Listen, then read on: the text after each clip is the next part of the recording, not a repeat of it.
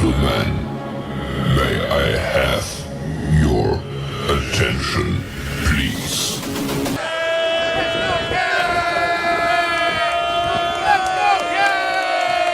The show starts in 3, 2, 1, go. Good morning, CaneSport. It's March the 31st, 2023. I'm Gary Ferman, the publisher of CaneSport.com, joined, as always, by our Managing Editor Matt Shodell as we discuss the news of the day. And Matt, I made it to Houston. It was quite the whirlwind trip. The flight was late. I had a race with my luggage over to, I guess they call this place, it's not Reliance Stadium anymore. It's NRG Stadium. Had a race over to NRG Stadium yesterday to attend the press conferences that actually took place right over my shoulder here yesterday. I don't know if you could see it so great. But it really was interesting to see Jim Larrañaga on this stage here at the Final Four. I mean, you know, he's 73 years old, and you could just like the joy and the happiness is just radiating off of him. I wrote in my column that's on the website today that his face can't hold his smile, and that was the best way I could come up with kind of describing it for everybody, because he's just so in his element, and he's just relishing every second of it, and he's commanding the room, and he even campaigned for 96 teams to come to the Final Four next year and in future years, because he wants every basketball player possible to experience what his guys and he are experiencing this year, being part of March Madness. And of course, it's always the greatest when you can get here to the Final Four.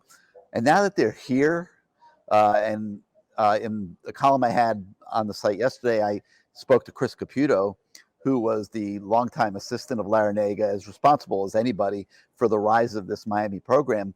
And he made the point that now it's about winning. It's like, it's one thing to get to the Final Four, but you want to finish this thing off. No one's looking for consolation prizes here. So while they're having a good time, while they're staying loose, they're enjoying all the media stuff they're doing, this basketball team is also very focused on winning the game. They had their first opportunity to practice yesterday in the arena. They're adjusting. And I had a chance to walk around in there yesterday, and it's pretty cavernous now. It is different than playing in a gym. There's no question about it. But they had their chance to go out there and practice yesterday and work on their shooting in this environment. And while they're having fun, they are very focused, Matt, on trying to win this thing. And that opportunity begins Saturday night when they have to play a very difficult UConn team. Your thoughts? You know, everyone says UConn is this, UConn is that.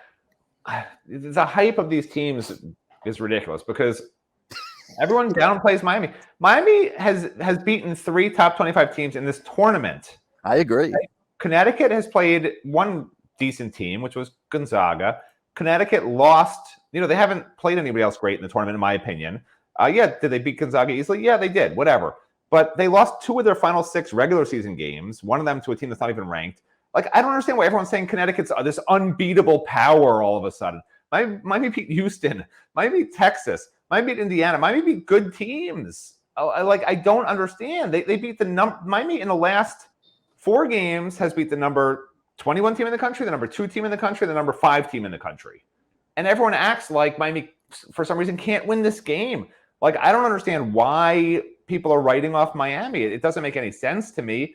I get that Connecticut's a big team. I get that people think it's that it's a mismatch. But the last time Miami played a big team was Indiana. And look, was Indiana more slow and plodding than Connecticut? Yes. But at the same token, you know, Miami out-rebounded Indiana, I think by 19 rebounds or something. You know, they crashed the boards. And I think that's going to be the biggest key. You know, everyone's saying, you know, Norchad Omier is going to have a big problem because, you know, obviously Connecticut's got this big guy who's really amazing, Sanogo, but it's going to be really interesting because I don't see Miami losing by 10 plus points the way Connecticut's won every other game. And if this game is close down the stretch, well, Connecticut hasn't played a close game down the stretch all tournament.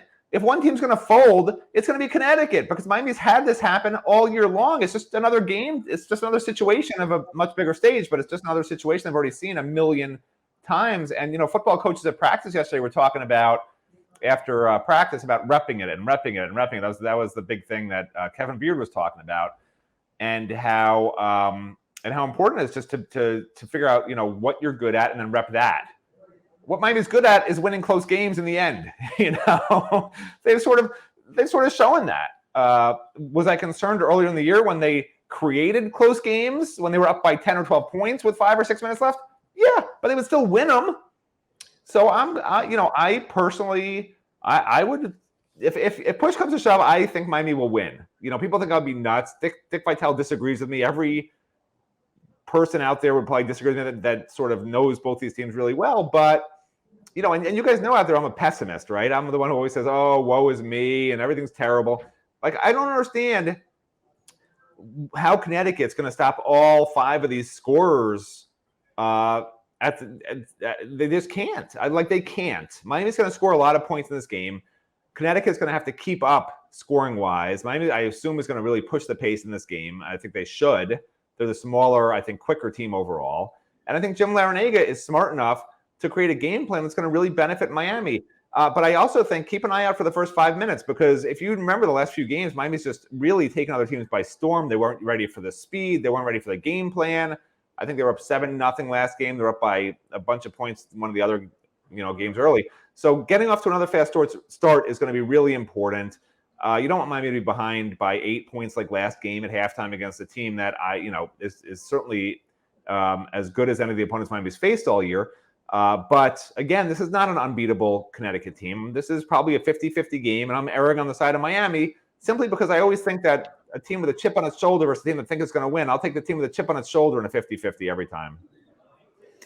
Yeah, so they've been working hard. They've been here now for almost 2 days, about a day and a half, day and 3/4, and had a chance to have a really spirited, good workout inside the stadium yesterday afternoon. They'll have another one today, and then I'm sure they'll have a walkthrough somewhere on Saturday morning, and then they'll be ready to go for the game on Saturday night. And I agree with you. I think the key for Miami, and we could talk more about this, but just play their game. It's too late in the season to try to be something that you're not. Their offense has been great all through the tournament. They're scoring at ridiculous levels. Scored more points on Houston than Houston's had scored on them in 5.5 years. Scored almost 90 on Texas. I mean, they are playing really well offensively, and they're going to have to obviously zone in on defense. But the point I'm making is they're playing great basketball right now, and there's no reason to try to change anything at this point in the season. They're going to do what they do. Jim Larrañaga seems to be doing a phenomenal job of keeping them loose. I was around the players a little bit yesterday. I didn't see anybody seeming uptight at all. AJ Casey's he's walking around in a cowboy hat, and they were doing all kinds of stuff for CBS. And wait till you guys see some of the graphics that they'll lay out on, I'm sure, on the broadcast this weekend. Just gorgeous looking graphics and stuff. And they're, doing individual shots of the players and things like that for the broadcast. And just had a really loose day yesterday, just going around this massive stadium. It's a normal football stadium, but it just seems bigger than Hard Rock for sure. I've never seen like wider hallways and more rooms, and finding my way around here took a few hours after I arrived yesterday, just figuring out the lay of the land. And then I had to go freaking like a half a mile away to get my my Final Four media credential here, and so that was like a trip of its own. So it's interesting. The Final Four is one of the few big sporting events that I haven't attended through the years. I've been very fortunate in my career. I've been to a bunch of Super Bowls. I've been to the Masters. I've been to Wimbledon.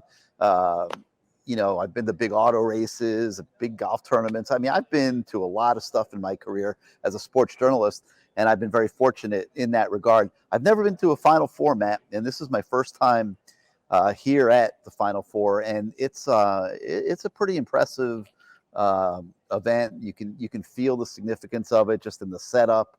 A lot of layers to this thing. Massive media center, and things like that. All the different social media aspects, and just the money that's involved, the corporate sponsors. You could just see it all in the setup here. It's almost like a mini city in Houston, very similar to what you would find at a Super Bowl, quite honestly. And I've been pretty impressed so far. But it's only going to be a great trip, and it's only going to be a great experience for the Miami Hurricanes, I think, if they play well. I mean, Jim Larrañaga yesterday said that this is something that these guys are going to be talking about for decades. They'll be telling their grandkids about the time that they went and played in the Final Four. And it's only a good story if it has a happy ending. I mean, you don't want to be telling your grandkids that I went and played in the Final Four and we got our butts kicked by Connecticut. I like that they're focused. I like that they don't seem uptight, that they're loose. I don't think the moment will be too big for them. I know it's a little bit of a cliche, but I mean, it applies in sports a lot. And I am very much looking forward to watching the Miami Hurricanes play here on Saturday.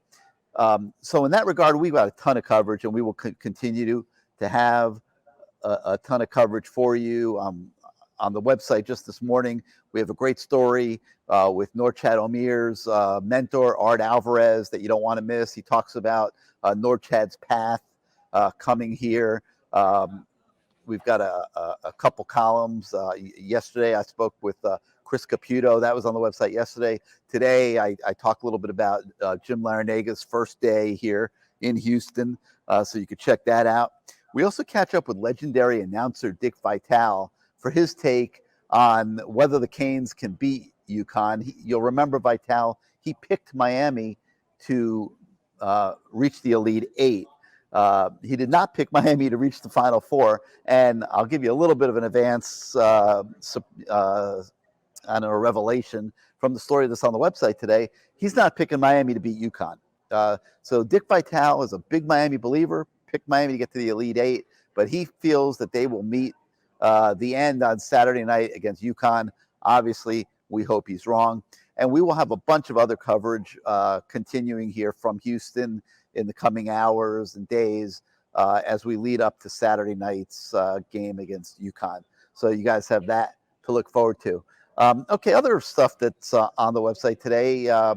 Miami practiced on the football field. Yes, Miami is still a football school. Everybody can take a deep breath. It's okay. Miami is still a football school, and they had practice. I think it was number 7 yesterday on Green Tree Practice Field. And the greatest thing about that for us was that we were able to go to the opposite end of the practice field where we have not been allowed all spring, and we were able to shoot video for you guys of the offensive and defensive lines working with each other on that side of the field. So I encourage you guys to check that out. We also have a bunch of stories on the site. We talked to Shannon Dawson. We talked to wide receivers coach Kevin Beard, running backs coach Tim Harris, assistant head coach, offensive line coach Alex Mearball, and tight ends coach Cody Woodall, who has taken over for Stephen Field. And in those stories, we really get a chance to give you a really good snapshot of what's going on the offensive side of the football in spring practice. Matt Shodell, you were in the center of the action yesterday. Tell us a little bit about what you saw and what you gleaned from this plethora of coverage of the Miami Hurricanes offense at this almost midway point, I guess, of spring practice. Yeah, it was great. After that setup, that's the best you can do. Look, I'm just getting ready. I'm going to Houston. I'm going to Houston on Monday. I'm not coming back. We got Matt. Matt couldn't make it for the whole duration, so we do have a plane ticket booked for Matt to fly out here. A plane, yeah. You told me Greyhound bus. Now you're going to tell these people I'm going on a plane. That's nice. Well, we got his media credential warmed up. He's got a plane ticket for Monday, and he is counting on the Miami Hurricanes to deliver him to his first Final Four. Also, I told Gary Ferman I wanted to go. He said I'll get you a Greyhound bus ticket, and you can stay at the youth hostel. He said bring your own sleeping bag. So I'm very excited to go up there on Monday. I'll miss practice on Tuesday, but that's okay. The practice yesterday was really to me, the most insightful practice that we've seen, because you out there in YouTube land, I don't even think you people are real. I think it's just a bunch of bots, but I'll talk to the bots. So normally we go out to practice and you're on the side of the field, like right in front of the indoor practice facility, and the players at their closest point to you are probably, what would you say, Gary, 20 yards away? It's hard to hear them talking. It's unless the coach is yelling, you can't really make out what they're saying. Yesterday, we were ushered through lane 8. We were told, stay in lane 8 on the track. Apparently, if you go into lane 7, you spontaneously explode.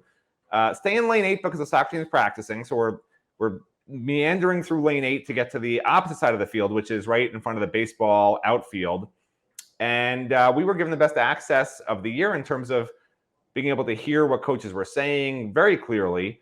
It was not rated G. I do not recommend anybody under the age of 50 watch it. You will probably, be censored by your parents if you do. So anyway, what I really liked about it was you could actually see the hands-on approach and hear the hands-on approach of the coaches. Jason Taylor in particular, really a vocal guy. I mean, Jason Taylor was fixing every little thing, which was fantastic.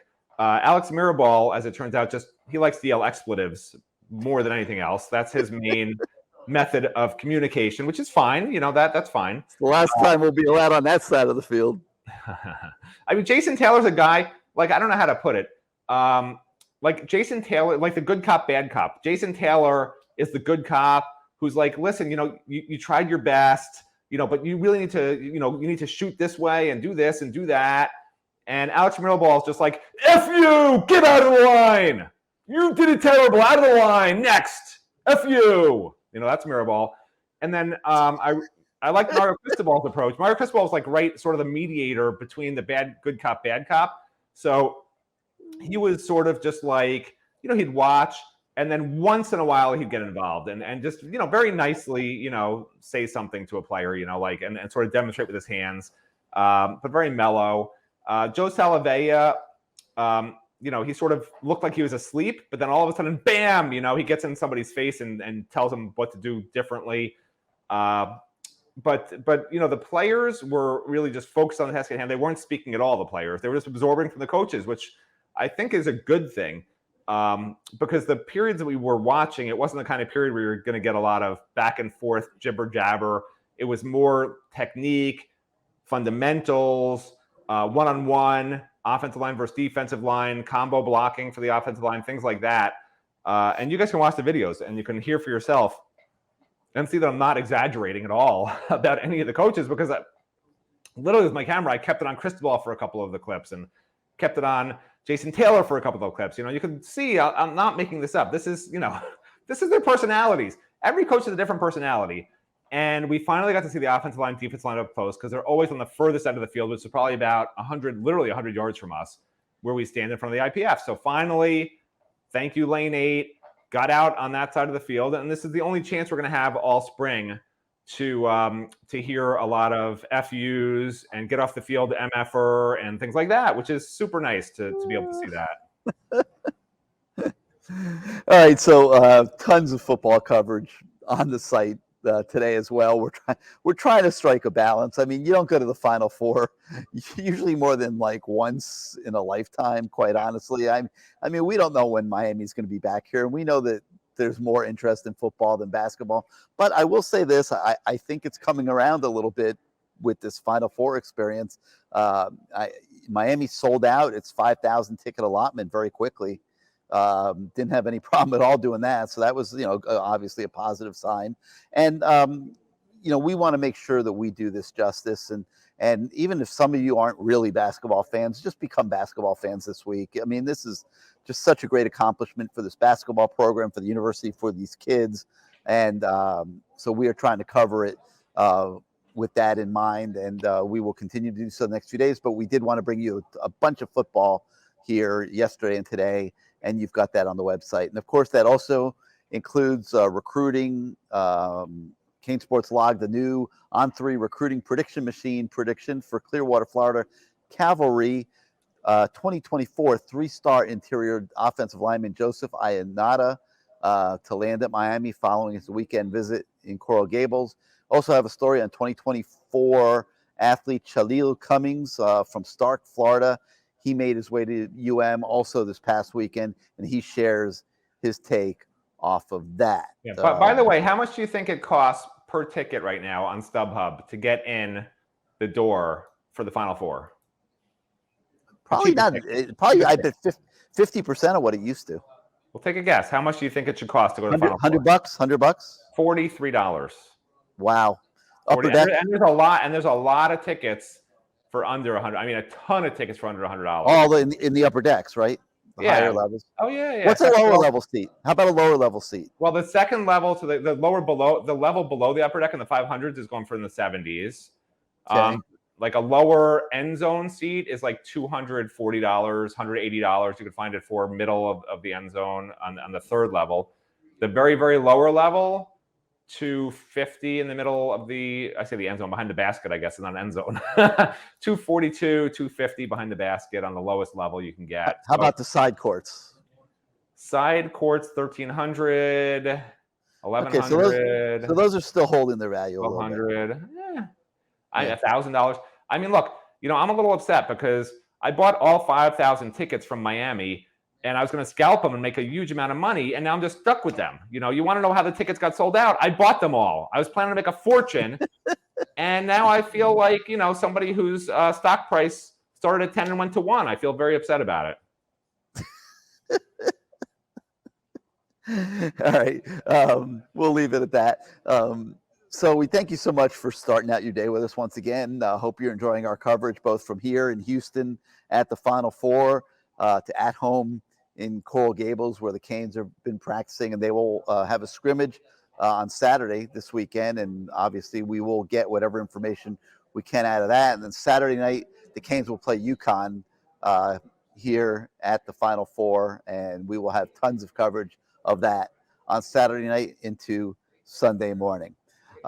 If you like this show, like our YouTube channel, hit your subscribe button, hit your like button. It helps us with the algorithms at YouTube, which is very important.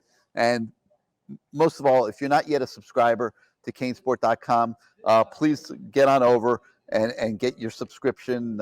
It means a lot to us. Your subscriptions allow us to do what we do every single day. And we appreciate all of you guys, and hope you enjoy the coverage that we provide every single day. So for Matt Shodell, I'm Gary Ferman. Thank you once again to everybody. Have a great day, and we'll see you next time.